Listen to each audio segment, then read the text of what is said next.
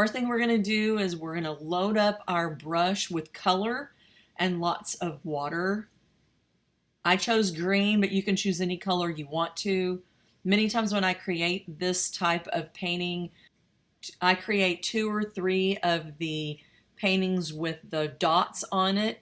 So if one painting and I don't like it, then I already have the drip part of it ready to go. You want to load up your brush with lots of water and lots of color, and I'm just blotting more color onto the page.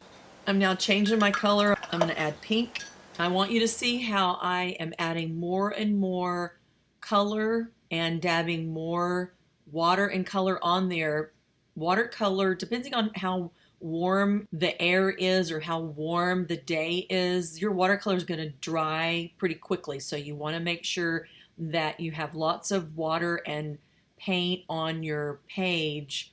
So when you get to the part where you're dripping, there's actually something left on one of the dots that you created in the very beginning, like the green. The green was the first one I did. I want to make sure that I have lots of water and paint on that. So I'm going to speed this up to show you how to drip.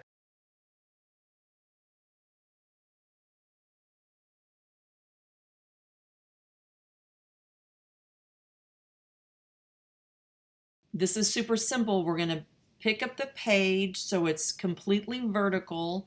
So when the puddles of paint start to drip, they drip straight down off the page. Sometimes you have to shake it a little. Sometimes if the watercolor has dried a little, you will need to get more paint and add it while the page is vertical.